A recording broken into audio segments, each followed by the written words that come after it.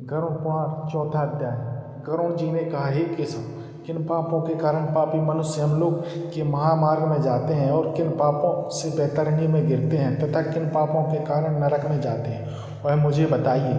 श्री भगवान बोले, सदा पाप कर्मों में लगे हुए शुभ कर्म से विमुख प्राणी एक नरक से दूसरे नरक को, एक दुख के बाद दूसरे दुख को तथा एक भय के बाद दूसरे भय को प्राप्त होते हैं। धार्मिक जन धर्मराजपुर में 3 दिशाओं में स्थित द्वारों में जाते हैं और पापी पुरुष दक्षिण द्वार के मार्ग से ही वहाँ जाते हैं।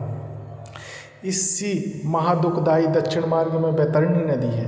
उसमें जो पापी पुरुष जाते हैं उन्हें मैं तुम्हें बताता हूँ। जो ब्राह्मण की हत्या करने वाले, सुरापान करने वाले, गोघाती, बाल हत्यारे, स्त्री की हत्या करने वाले, गर्भपात करने वाले और गुप्त रूप से पाप करने वाले, जो गुरु के धन को हरण करने वाले, देवता अथवा ब्राह्मणों का धन हरण करने वाले, स्त्री द्रवहारी, बाल द्रवहारी हैं, जो ऋण लेकर उसे न लौटाने वाले, धरोहर का अपहरण करने वाले, विश्वघात करने वाले, विषान देकर मार डालने वाले, दूसरों के दोष को ग्रहण करने वाले, गुणों की प्रशंसा न करने वाले, गुणवानों के साथ डाह रखने वाले, नीचों के साथ अनुराग रखने वाले, मूढ़ संगति से दूर रहने वाले, जो तीर्थ सज्जनों, सत्कर्मों, गुरुजनों और देवताओं की निंदा करने वाले, वेद पुराण में शासी न्याय और वेदांत को दूषित करने वाले हैं, दुखी व्यक्ति को देखकर प्रसन्न होने वाले, प्रसन्न को दुख देने वाले, दुर्वचन बोलने वाले तथा सदा दूषित चित्त वृत्ति वाले,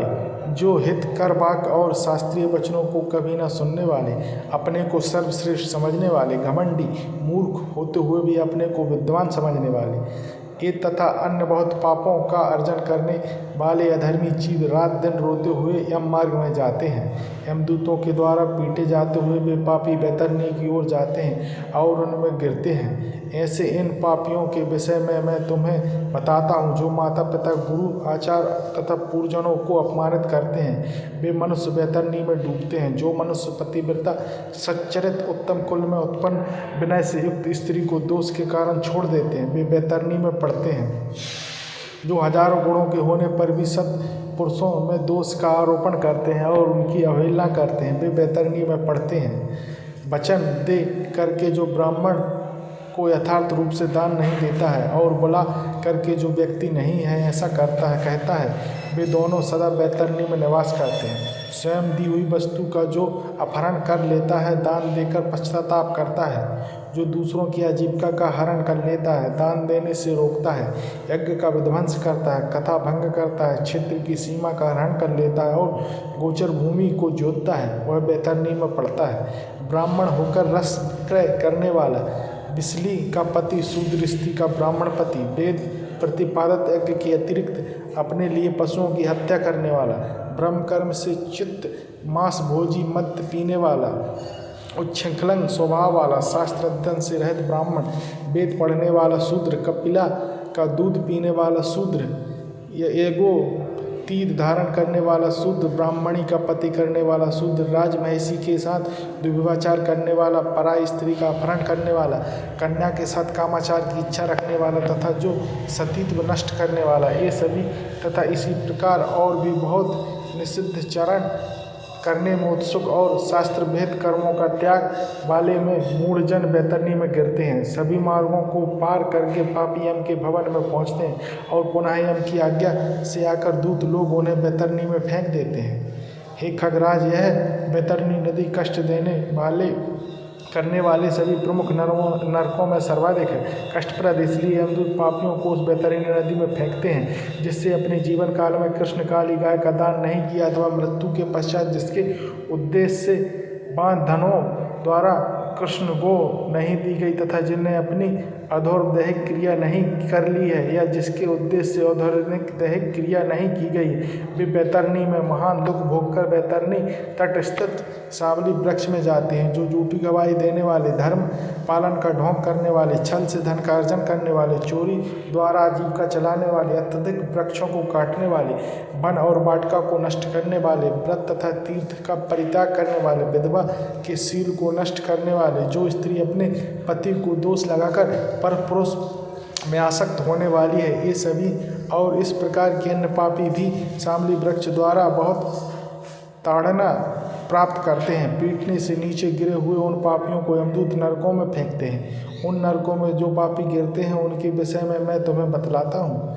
वेद की निंदा करने वाले, नास्तिक, मर्यादा का उल्लंघन करने वाले, कंजूस, विषयों में डूबे रहने वाले, दम्भी तथा कृतंग मनुष्य निश्चय ही नरकों में गिरते हैं। जो कुआं, तालाब, बावली, देवालय तथा सार्वजनिक स्थान, धर्मशाला आदि को नष्ट करते हैं, वे निश्चय ही नरक में जाते हैं। स्त्रियों, छोटे बच्चों, नौकरों तथा श्रेष्ठ जनों को छोड़कर एवं पितरों और देवताओं की पूजा का परित्याग करके जो भोजन करते हैं वे नरकगामी होते हैं। जो मार्ग की कीलों से, पुलों से, लकड़ियों से तथा पत्थरों एवं कांटों से रोकते हैं, निश्चय ही वे नरकगामी होते हैं। जो मंद पुरुष भगवान शिव, भगवती शक्ति, नारायण, सूर्य, गणेश, सद्गुरु और विद्वान इनकी पूजा नहीं करते, वे नरक में जाते हैं। दासी को अपनी शैया पर आरोपित करने से ब्राह्मण अधोगति को प्राप्त होता है और शूद्र में संतान उत्पन्न करने से वह ब्राह्मण से भी च्युत हो जाता है।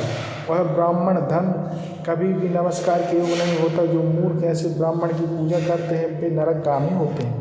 दूसरों के कलह से प्रसन्न होने वाले जो मनुष्य ब्राह्मणों के कलह तथा गौओं की लड़ाई को नहीं रुकवाते हैं, प्रयत्न ऐसा देखकर प्रसन्न होते हैं अथवा उनका समर्थन करते हैं, बढ़ावा देते हैं, वे अवश्य नरक में जाते हैं, जिसका कोई दूसरा शरण नहीं है। ऐसे पतिपरायण स्त्री के ऋतुकाल की द्वेषवश अपेक्षा करने वाले निश्चित ही नरकगामी होते हैं। जो कामाध्य पुरुष रसज्वाला स्त्री के गमन करते हैं अथवा पर्व के दिनों, अमावस्या, पूर्णिमा आदि में, जल में, दिन में तथा श्राद्ध के दिन कामुक होकर स्त्री संग करते हैं, वे नरकगामी होते हैं। जो अपने शरीर के मल को आग, जल, अवन, मार्ग अथवा गौशाला में फेंकते वे निश्चित ही नरक में जाते हैं। जो हथियार बनाने वाले, बाण और धनुष का निर्माण करने वाले तथा इनका विक्रय करने वाले, वे नरकगामी होते हैं। चमड़ा बेचने वाले, वैश्य, केश योनि का विक्रय करने वाली स्त्रियां और विष का विक्रय करने वाले, ये सभी नरक में जाते हैं। जो अनाथ के ऊपर कृपा नहीं करते, सत पुरुषों से द्वेष करते हैं और निरपराध को दंड देते हैं, वे नरकगामी होते हैं। आशा लगाकर घर पर आए हुए ब्राह्मणों और याजकों को पाक संपन्न रहने पर भी जो भोजन नहीं कराते, वे निश्चय ही नरक प्राप्त करने वाले होते हैं। जो सभी प्राणियों में विश्वास नहीं करते और उन पर दया नहीं करते तथा जो सभी प्राणियों के प्रति कुटिलता का व्यवहार करते हैं, वे निश्चय ही नरकगामी होते हैं। जो अजितेंद्र पुरुष नियमों को स्वीकार कर के बाद में उन्हें त्याग देते हैं, वे नरकगामी होते हैं। जो अध्यात्म विद्या प्रदान करने वाले गुरु को नहीं मानते और जो पुराण वक्ता को नहीं मानते, वे नरक में जाते हैं। विवाह को भंग करने वाले, देव यात्रा में विघ्न करने वाले तथा तीर्थ यात्रियों को लूटने वाले घोर नरक में वास करता है और वहाँ से उसका पुनरावर्तन नहीं होता। जो महापापी घर, गांव तथा जंगल में आग लगाता है, यमदूत उसे ले जाकर अग्निकुंड में पकाते हैं। इस अग्नि में जले हुए अंग वाला वह पापी जब छाया की याचना करता है तो यमदूत उसे 80 पत्र नामक वन में ले जाते हैं, जहाँ तलवार के समान तीक्ष्ण पत्तों से उसके अंग जब कट जाते हैं, तब यमदूत उससे कहते हैं, रे पापी, शीतल छाया में सुख की नींद सो। जब वह प्यास से व्याकुल होकर जल पीने की इच्छा से पानी मांगता है तो दूतों के द्वारा उसे खौलता हुआ तेल पीने के लिए दिया जाता है। पानी पियो और अन्न खाओ, ऐसा उस समय उनके द्वारा कहा जाता है। उस अति उष्ण तेल के पीते ही उनकी आंखें जल जाती हैं और वे गिर पड़ते हैं।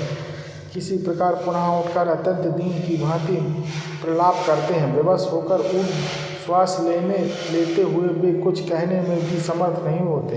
हे ताक्ष, किसी प्रकार की पापियों की बहुत सी यातनाएं बताई गई, विस्तार पूर्वक उन्हें कहने की क्या आवश्यकता है, इसके संबंध में सभी शास्त्रों में कहा गया है। इस प्रकार हजारों नर नारी की यातनाओं को भोगते हुए प्रलय पतन घोर नरक में पकते रहते हैं। उस पाप का अक्षय फल भोगकर पुनः वहीं पैदा होते हैं और यम की आज्ञा से पृथ्वी पर आकर यथावत आदि योनियों को प्राप्त करते हैं। वृक्ष, गुल्म, लता, बल्ली, गिरी, पर्वत तथा तृण आदि ये स्थावर योनि कहा गई है।